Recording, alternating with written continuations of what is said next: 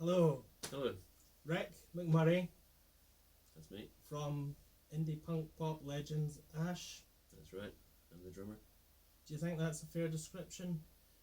Um, for want of a better phrase, I reckon I'd take that. I guess it covers what we do. Kind of melodic, a little bit of punk influence in there, and don't sell many records these days, so definitely indie. It's hard to describe bands and stuff, I think. And it's not really your job, you shouldn't have to. Yeah, it's one of those things that bands don't really want to, and probably usually object to. But these days, we've been doing it for so long. Whatever you want to call it, I'll call it. It's usually the only time it really crosses my mind is when driving to the airport, or whatever, chatting to the taxi driver. What do you do? What sort of music do you do? It's like indie, alternative. It's melodic. So yeah, that'll do. That'll cover it. I like pop music, although most of the music I like isn't particularly pop, but I don't really think that I like rock music, although some of the music I do like is rock, so I'd probably say pop music over rock, but that's probably not very accurate, Yeah. and makes people think like Steps or ABBA or something like that. No matter what, word is used to describe a band, I think someone will object to it somewhere along the line. It's like it depends what you think is a dirty word, whether it's pop or rock. I can see the cases for both, but it's like Marilyn Manson. When asked to describe his music, he just called it pop music.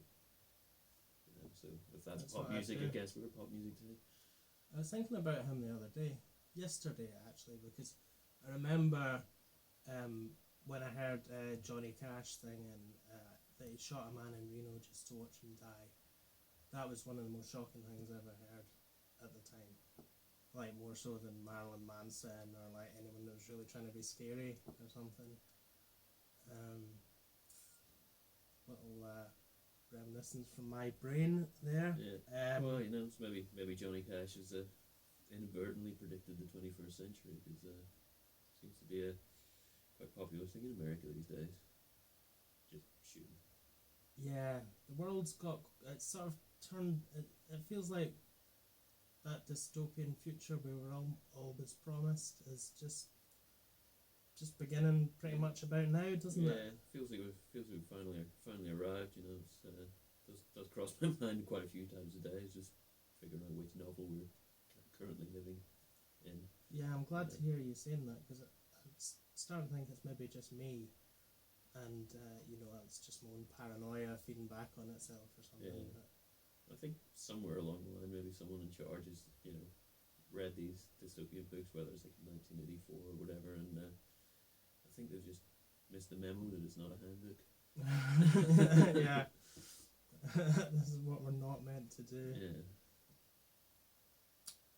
Yeah. So yeah, you're here, you're just back from America, so you must have a bit of a angle on like the upcoming presidential, well, it's upon us, the race for the presidency 2017. Yeah, we were lucky enough to be there. Well, if lucky is the right word, we were there for the first presidential debate, if presidential is the right word for it as well. But yeah, it's kind of weird. I was talking to a friend last night about it. It just seems that it's all, even people who are like kind of into their politics and like really follow it. It's almost like the debates are like it's like a source of entertainment, and it's almost like politics is entertainment rather than and it's probably this is probably going back a lot of years, but it feels like politics is more of an entertainment rather than what politics is for. It's just deciding who gets what and when, I guess, is the description of politics that I sort of learned when I was a kid. But yeah, it's like Trump's just out of control. There's and Hillary's, I guess, she's pretty much a shoe-in for the next president, but it's not a great binary choice, is it? It's not, and I think we've had some surprises here, and there's that guy, it's not Thailand, I'm a lack of knowledge. It's that country where the president's getting them to kill all the drug dealers, and he's like got this big massacre going on. So And Philippines. Maybe. yeah, that's it. It just feels like it's not working. Is democracy? They say, oh, it's like the best of like a load of terrible ideas, but is it the best? Surely there's something better we can do, like the technocratic jury service or system, or Yeah, I mean, I haven't really studied many other systems, but well, there aren't really any, I suppose. Are yeah, there? there aren't any certainly any. Theoretical. Yeah, there's no real functioning systems, but yeah, I mean, I've been reading a lot of Chomsky recently, and it's just I haven't really been finding anything that's solutions. It's more sort of taking apart, the idea of democracy and comparing it to totalitarian democracy of I guess Soviet countries and just the whole propaganda model that we're living in, and it's driving me it's driving me to depression at the moment. But I'm sure there's some good stuff out there, right? Just have to look for it. Yeah. The only way things will get better is if the good people do their best and do a lot of good thinking and a lot of positive action. Things have been bad before. The world sort of got over the Holocaust and stuff like that. So there is a will. There must be a way. We can do it. We just have to find it. Yeah. Yeah. Love will save the world. It will. Okay. You're doing the tour of classic Ash album 1977. That's right, yeah. That's coming up in November and December. Well, we actually, that was the American tour was the beginning of that. We did like 12 cities, trying to save the world via nostalgia, perhaps. But it's something we've flirted with a little before. A couple of years ago we did a tour of it in Australia, which was like sort of five shows. I think this is the first time we've like taken a huge, chunk of time and toured it as a proper thing. I guess since the record, but I guess this time, we're doing it as a full album. From track 1 to track 12, and then we've thrown in a few sort of rarities, B-sides from that point, a few cover versions. Glad you mentioned ABBA, because we're doing a cover of "Does Your Mother Know," which was a B-side to I think the "Oh Yeah" single back in '96. So yeah, that's more pop than rock. Yeah, that's more fun. But yeah, it's kind of cool. I think the first few times we did it, it was like it was almost like like even the rehearsals for it, you were just like suddenly back in the zone, back in that studio that we've done in the wilds of Wales and Rockfield Studios. Like with I guess we recorded a bunch of singles beforehand, but I think we'd gone in the studio with another maybe 3 singles at that point, and then the rest of the album was written in the studio. So it was a pretty pressure situation. But I think we were so young, and we had the confidence of having a few chart successes leading up to that. That gave us the confidence to go in and sort of like do this album on the fly. And I guess coming back to that years later, it's just like it puts you back in that sort of same emotional. Really cocky. Frame. Yeah, well, Kings of the world. Yeah, kind of, but like also just that kind of nostalgia for the the intensity of sort of working in the studio with our producer Owen Morris, which was almost a rite of passage for us as well. He's an interesting character by all accounts. He is, yeah. No, there's a few like documented tales of the how he approached the the studio situation. I guess with the first songs we recorded for that album was Kung Fu and Angel Interceptor, which was during the downtime he had when the Verve were recording Northern Soul. I think things had got pretty out of control with those guys, and there'd been like studio chairs thrown through windows and stuff like that. So they decided to take a break over Christmas, and we went in on that downtime with Owen to start working with him, and that was a relationship that carried right through the album and even through like subsequent albums. I think we did 3 albums with him. So it eventually became kind of normal behavior working with Owen. But yeah, it's your dad would start out at the pub, and go and do maybe try and get one drum track down that day, and then go and celebrate that for the rest of the day. So I read an interview with Nick from the Verve, and he was talking about recording at that time, and he was talking about Owen dancing on the mixing desk, £300,000 mixing yeah, desk. that was definitely some behaviour. I guess he gained a little bit of notoriety for that, and it definitely happened a few times when when mixes were going down. He just get up there and just be like stomping all over the desk and be like buttons flying everywhere and stuff, and doing serious damage to. Do you think anyone could get away with that now? Do you think those days are gone? I don't think the money's really there anymore. I think Yeah. people are very, very careful about the budgets these days, and but I guess it probably wasn't even the norm back then either. No. I can't imagine like a Stephen Street doing that with the Smiths or whatever. So was he like assigned to you, or did you seek him out, or how did you get together? I think it all kind of stemmed from a conversation that Tim had with our record company, and we were sort of like discussing producers, and there was a few sort of names floating about at the time, and I think Tim had mentioned like Tony Visconti to the record company, and I got a feeling that he wasn't maybe working at that point, right. or he was maybe seen as a bit more of a liability. So it was like, Owen Morris, he's done work with Electronic and Oasis, and he was kind of seen as like very much in that style. Yeah. So yeah. So Sky. he was seen as like the kind of like in control kind of version of Tony Visconti, perhaps, which is quite surprising as well. I think it was maybe a little bit more Morton Hannon. Yeah.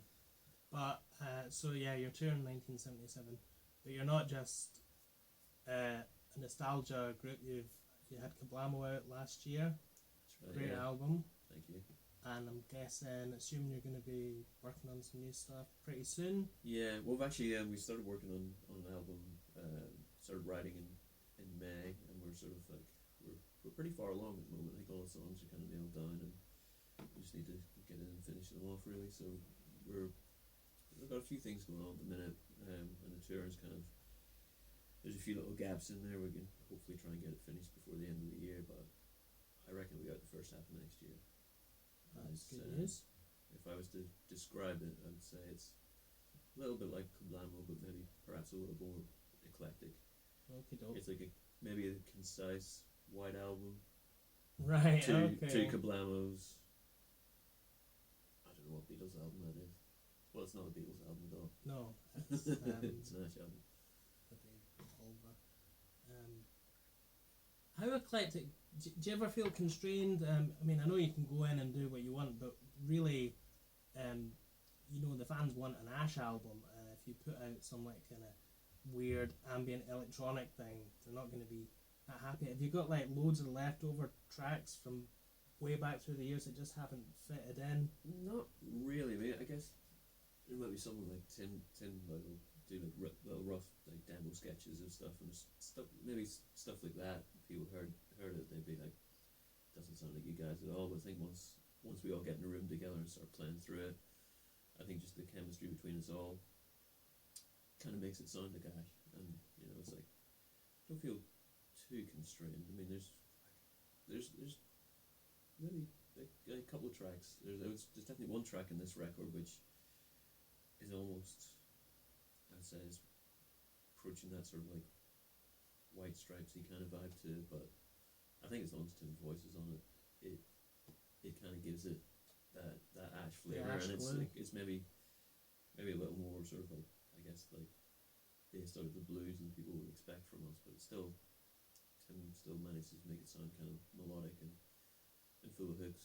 So we'll see. But then it's like sometimes when you do stuff like that, you think, okay, that's a bit more of a progression for us, and it's like, it's kind of 50-50 whether the fans are going to either love it or hate it. And I remember going back to Owen Morris when we were working on the Free All Angels album. There's a song called Candy, which it was a really long kind of work in progress, and then we found I think it was Owen, like, just stumbled upon like the idea of putting this make it easy on yourself string sample from Walker Brothers. We've sort of like laid that in and like created a few loops out of that, and that was definitely a few days of celebration after we had that. We thought we had like our nailed on like #1 single. We were just like, everyone's talking about like, we're buying yellow Ferraris off the back of this song. Just like partying for a few days, going, we've cracked it, and then we released it, and our fans were like,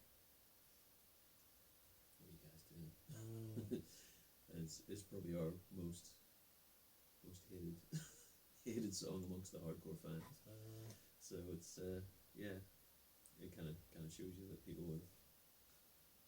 I guess there's certain songs like to go back to that record as well. There's Burn Baby Burn, which we thought was like, yeah, it's pretty good. You know, it's like, because it kind of does what an Irish song should do. We never really thought that much about it. And then when it was finished, everyone was like, oh, that's a single. It's like, you know, it's a song we finish the set with every day, every time we play. So it's kind of interesting. I guess, you know, it's almost those songs that are a bit more instinctive, that you spend less time on it. It's like it comes together really quickly, and you're like right on to the next one. It's like sort of like stuff that you have to work on, and you're like, we can sort of like crack this and make it great.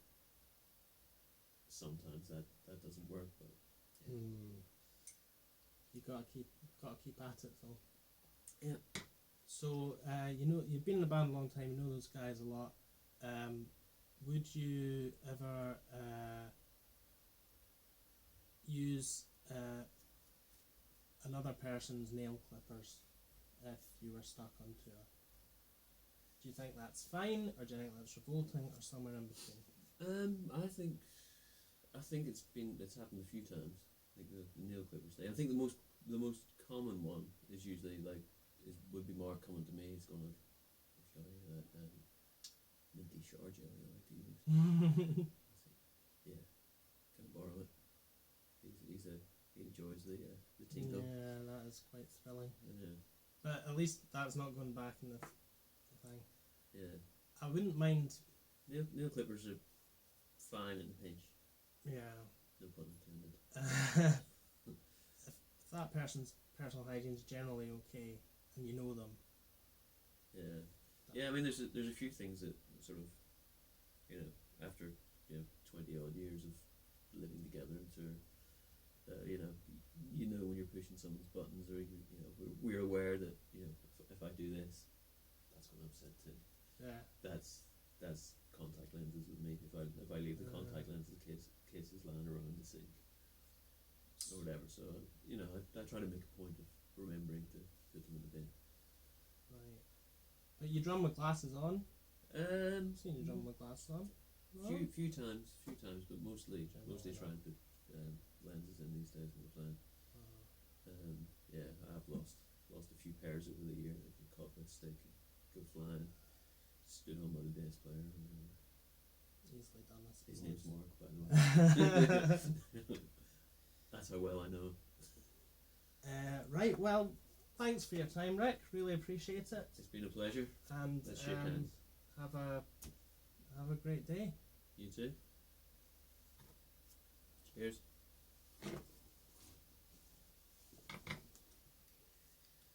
What can I say, Pete? You're a natural.